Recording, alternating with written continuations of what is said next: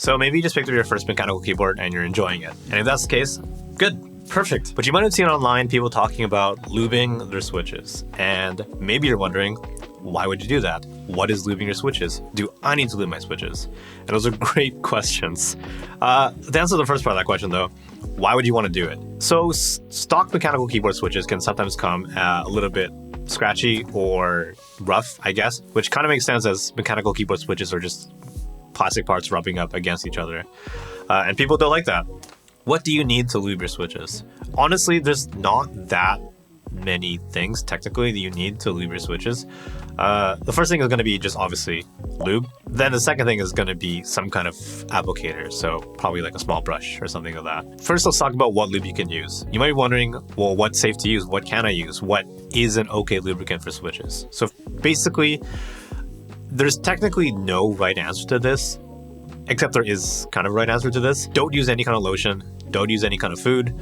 If it's meant to go on a human or in a human, don't put it on your switch. So no lotion, no baby oil, no KY jelly, don't use olive oil, none of that. Krytox 205 G0 is probably considered like the standard, like the de facto normal keyboard switch lube. So if you go to any of the major like sites online that sells keyboard stuff, so places like Novel Keys and Kinetic Labs and Canon Keys, all those places are going to sell Krytox 205 G0. This is a grease that's suitable for like most switches, and in particular I would say linear switches. If you're going to be lubing tactile switches, you can also look at other alternatives. So there's Tribosys 3203 or 3204. Either one of these is going to be a pretty good choice for tactile switches just because it's not as heavy as 205.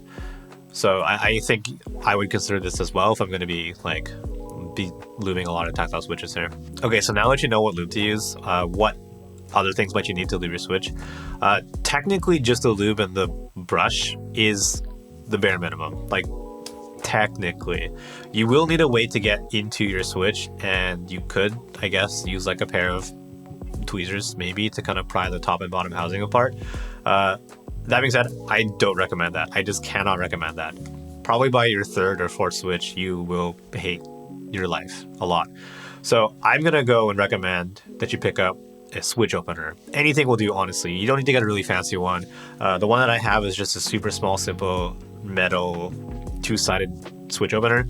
On one side is going to be designed for cherry switches, and the other side is going to be designed for kale switches. So make sure you know what kind of switch you're opening. A cherry style switch will have a total of 4 tabs, 2 on each side, and a kale switch will have kind of just like 2 larger tabs, I guess, on a top housing. You might have seen other lube accessories, I guess, online, something like this lube station, I guess it's called.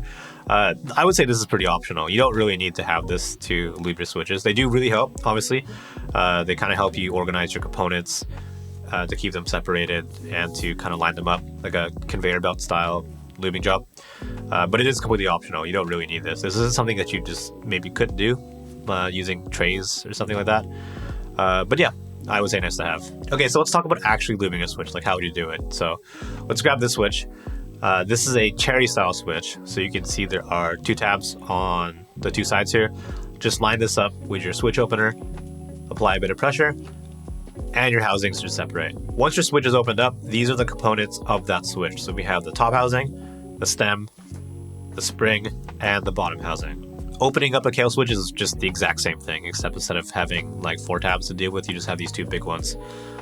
Line them up, push down, and separate the top and bottom housing, and that's it. You're inside the switch.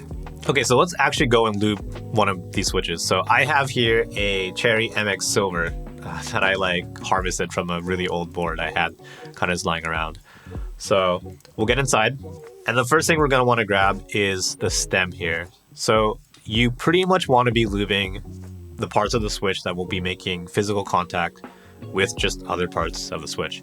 So on the stem here, grab your brush and apply just a little bit. And I seriously mean just a little bit of lube. Like a little bit goes a long way. Don't over lube your switch. Try to be really careful about this. But grab your brush and you want to apply lube on the 2 side rails on the stem here, and then a little bit of lube on the front legs here. After that, grab your bottom housing and you want to apply a little bit of lube on the inside where the rails will make contact. And then I guess grab a little bit more lube and just lube the hole here. Just lube up the hole. Just put the lube inside this. Again, be careful not to apply too much lube. You don't want it to sound wet. After that, just grab your bottom housing, drop your spring back in, put the stem on top, make sure the legs are facing the contact leaf, put the top housing back on facing the right way, and snap that switch back together. And that's pretty much it. That is all it takes to lube a switch. So just do that like times the number of switches you have in your keyboard, or how many switches you have, I guess. Okay, so at this point you might be wondering, do I need to lube my switches?